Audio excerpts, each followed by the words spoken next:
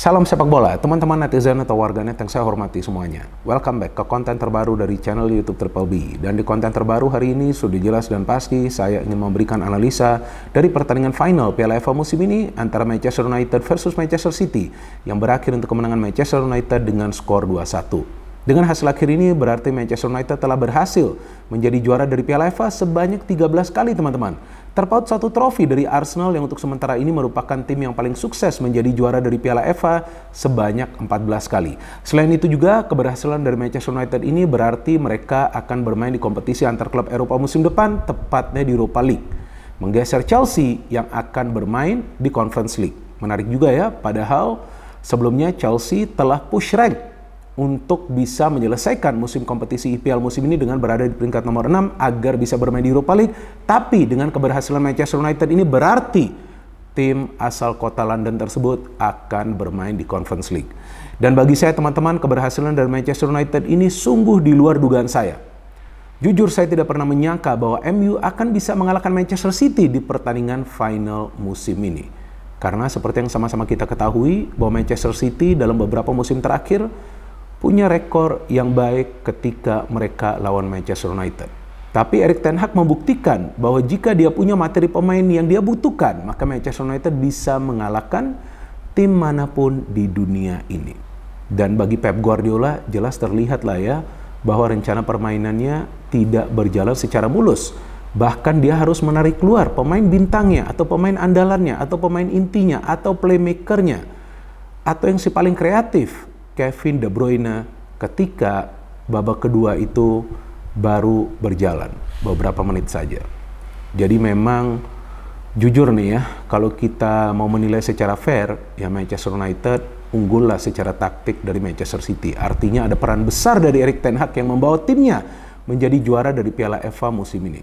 Dan kita juga tidak boleh lupa bahwa dalam 2 musim, Erik ten Hag bisa mempersembahkan 2 gelar bagi Manchester United. Ini kan beda jauh ya dengan Mikel Arteta yang sudah menjadi pelatih dari Arsenal untuk lebih dari 2 musim.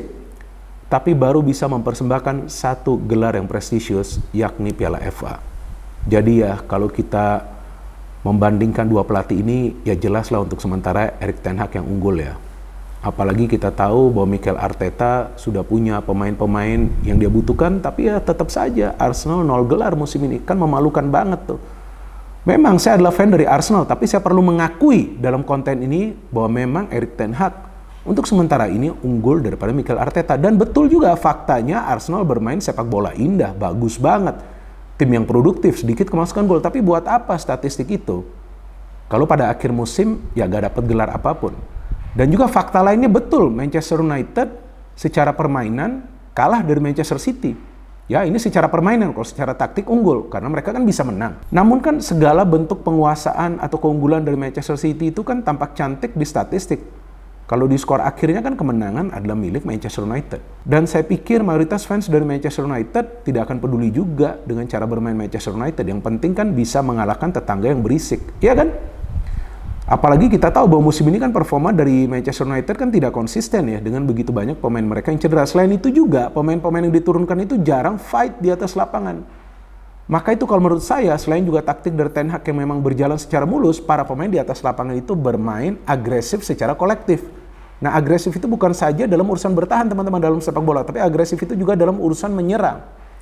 Dan tampak jelas kekompakan dari para pemain MU itu luar biasa. Bukan berarti para pemain City tidak kompak, tapi kalah agresif, kalah cepat dari segi pergerakan. Mungkin mereka masih hangover nih, masih mabuk nih dengan euforia setelah berhasil menjadi juara dari English Premier League. Sehingga mungkin mereka overconfident di pertandingan semalam.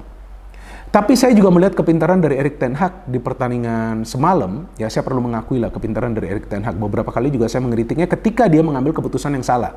Ya dong, perlu dong kita mengkritik juga ya. Tapi semalam itu sudah benar segala sesuatu yang dia lakukan. Dan pada saat saya melihat line up dari pertandingan ini, saya melihat line up dari MU, saya sudah feeling nih jangan-jangan MU buat kejutan nih. Kenapa? Karena Erik ten Hag menurunkan 3 gelandang pekerja keras, 3 gelandang bertahan secara bersamaan di tengah. Scott McTominay, Kobbie Mainoo, dan juga Amrabat, yang kembaran saya itu kan Amrabat kan. Nah ini 3 gelandang pekerja keras nih. Di depannya menurunkan striker palsu, Bruno, Rashford, dan Garnacho. Di belakang juga mereka kuat karena Martinez bisa bermain. Ada Dalot, ada Wan-Bissaka. Ini kompak nih para pemain MU dan mainnya agresif banget. City juga menurunkan pemain-pemain pilar mereka, tapi permainan dari City tampak indah dari segi ball possession. Dari jumlah peluang juga mereka banyak, tapi tidak banyak yang berbahaya. Karena para pemain MU mampu membatasi pergerakan dari para pemain City, khususnya yang berada di lini tengah. Maka itu Rodri pun tidak banyak bisa bergerak di pertandingan semalam. Dari jalannya pertandingan, MU bermain menyerang. Karena mereka menciptakan peluang berbahaya yang pertama kan, di menit ke-8 atau 9 itu, dari Garnacho. Ketika dia mendapatkan umpan dari Bruno. Jadi ketika MU bermain dengan striker palsu, tampaklah Bruno ini sulit banget dikawal ya. Beberapa kali itu dia bisa masuk dalam posisi-posisi yang menguntungkan untuk memberikan umpan kunci atau assist, yang dia kasih assist tuh, Kokobi Mainu. Dan City memang berani bermain menyerang, tapi mereka tidak bisa mengatasi counter dari para pemain MU yang mengandalkan direct passing. Maka itu tuh gol yang dari gol dari Garnacho itu kan, karena kesalahan dari Guardiol kan. Itu kan long ball ya, atau direct pass ya dari Dalot menuju ke ruang pertahanan dari Manchester City. Nah ini aneh juga nih, masa Guardiola tidak melihat Ortega sih sudah keluar dari garis gawangnya sehingga dia menyundul bola. Tapi di sana ada Garnacho, karena bola itu memang sebetulnya tertuju kepada Garnacho. Finishingnya bagus, walaupun gawang sudah kosong gak gampang loh finishing seperti itu. Jadi ketika MU sudah unggul 1-0, nah itu yang memberikan beban kepada para pemain City. Mereka harus menaikkan tempo permainan tapi gagal, gak bisa karena di-press terus oleh para pemain MU. Jadi tampak para pemain MU ini belum makan untuk 3 hari. Iya, kencong banget nih permainannya. Agresif banget nih, main high pressing. Ini mirip seperti Atalanta loh. Nah, jadi yang fakta menarik lainnya bahwa dalam satu pekan ini terjadi 2 kejutan. Atalanta yang mengarahkan Leverkusen di pertandingan final Europa League dan MU yang mengalahkan City di pertandingan final Piala FA. Ini 2 kejutan nih. Ya, semoga nanti Madrid gak ada kejutan ya. Karena kan saya fan dari Madrid, saya harap lah Madrid menang lah. Masa kayak Arsenal nanti ya kan. Sudah masuk ke akhir perjuangan ternyata gagal ya kan. Dan fakta menarik lainnya nih sebelum saya lupa, ada cocok logi juga nih, karena terakhir kali MU menjadi juara dari Piala FA kalau nggak salah itu pada tahun 2016. Di tahun tersebut juga 7 hari kemudian Real Madrid menjadi juara loh dari Liga Champions mengalahkan Atletico Madrid. Nah itulah kurang lebih cocok logi. Tapi kembali ke pertandingan semalam, nah ini agresivitas dari para pemain MU ini udah gak ada obatnya. Jadi mereka memang kompak dan mereka berjuang habis-habisan. Nah ini bingung juga nih. Ya, kenapa para pemain MU tidak bermain seperti ini dari awal musim? Kalau mereka bermain seperti ini, ya mungkin MU sudah bisa bersaing dengan Manchester City untuk menjadi juara. Jadi ini juga kesulitan bagi Erik ten Hag ketika para pemain MU tidak bisa bermain secara konsisten. Jadi konsistensi ini yang menjadi masalah bagi para pemain MU. Dan style of play mereka seperti yang mereka tunjukkan ketika mereka menyingkirkan Liverpool. Jadi inilah yang harus ditunjukkan oleh para pemain MU. Fighting spiritnya harus luar biasa. Setelah unggul 1-0, pressure kepada para pemain City dan MU sebetulnya sudah mencetak gol lagi kan dari Rashford, tapi ya Garnacho dianggap offside. Tapi tidak lama kemudian kita lihat kombinasi passing di antara para pemain MU. Rashford ke Garnacho. Nah Garnacho kan gak egois juga ya. Jadi para pemain MU gak egois di match ini. Memberikan umpan kepada Bruno, Bruno kepada Kobe. Luar biasa Kobe ini. Kalau bagi saya ini dia adalah rising star dan Manchester United sama seperti Garnacho tuh musim lalu. Nah artinya dia perlu dipertahankan di skuad MU. Apalagi dia telah dipilih oleh Gareth Southgate untuk ikut ke Euro 2024 bersama skuad Inggris. Ini kan pemain muda ya. Ini finishingnya luar biasa. Ini finishing dari Kobe Mainu menunjukkan bahwa dia adalah pemain yang sudah matang ya. Padahal usianya masih muda. Bagus banget. Dan ini kan kita tahu bukan gol pertama dia.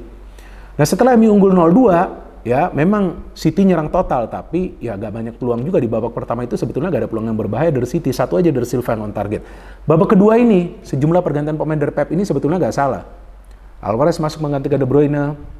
Kemudian Doku masuk menggantikan Kovacic dan Akanji masuk menggantikan Ake. Ini sudah bagus, tapi saya melihat Alvarez ini sedikit egois. Dia lebih memilih untuk shooting, lebih memilih untuk masuk dalam situasi-situasi yang menguntungkan kemudian langsung shooting daripada banyak membagi bola. Nah ini menjadi masalah dan saya jujur ya, awal kan saya sudah lihat nih Haaland main, tapi terus kemudian saya berpikir lagi Haaland beneran main atau enggak, karena dia cuma mendapatkan 1 peluang itu. Jadi pergantian pemain dari Pep ini gak salah, ketika Doku masuk dia kan meningkatkan tensi permainan dari City ya, jadi mulai main high tempo nih karena adanya Doku dengan speed. Itu kan umpan dia kan bagus banget kepada Haaland. Baru ketika ada peluang itu baru saya mulai lihat lagi adanya Haaland. Sebelumnya saya agak kaget nih Haaland main atau enggak nih, saya agak bingung nih.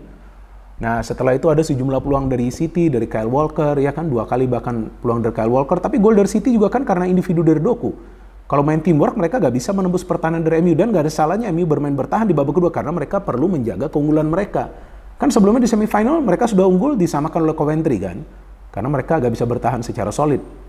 Dan ada gol by Doku, bagus gol tapi itu tidak cukup. Dan MU beberapa kali counter juga sangat berbahaya. Kemudian Johnny Evans juga dimainkan. dan Højlund juga dimainkan, ya tapi kalau menurut saya ya kolektivitas di antara para pemain MU dan taktik dari Ten Hag yang meminta para pemain MU bermain dengan super high pressing, ya pengawalannya harus ketat kepada para pemain City dan jarak di antara para pemain itu harus dekat yang membuat Manchester United berhasil menjadi juara dari Piala FA musim ini. Jadi kalau bagi saya tidak ada yang namanya kebetulan atau keberuntungan dari kemenangan MU ini. Faktanya MU bisa menang karena mereka berhasil menciptakan banyak peluang yang berbahaya dan mengkonversikan banyak peluang yang berbahaya tersebut menjadi 2 gol. Garnacho kalau bagi saya adalah pemain yang sangat bagus di pertandingan semalam, tapi selain Garnacho, menurut saya Amrabat gak ada obatnya di lini tengah. Pemain ini jatuh bangun luar biasa dan dia juga yang bersama Kobbie Mainoo ini mainnya kompak banget ya. Scott McTominay kayaknya tidak bisa bermain sampai akhir, tapi inilah sekarang kita lihat Erik ten Hag berhasil mempersembahkan gelar lagi bagi Manchester United, walaupun kita belum tahu dia akan tetap menjadi manajer dari MU atau enggak, karena sebelum pertandingan ini banyak sekali pemberitaan bahwa dia akan dipecat. Tapi saya tidak membuat konten kan, karena saya gak yakin Erik ten Hag akan dipecat. Ya siapa lagi pelatih dari MU? Ya kan, Erik ten Hag ini memang sebelumnya tampak tidak didukung oleh para pemain. Tapi di pertandingan semalam terlihat para pemain mendukung dia 1001%. No hate, no politics, only football. Salam sepak bola.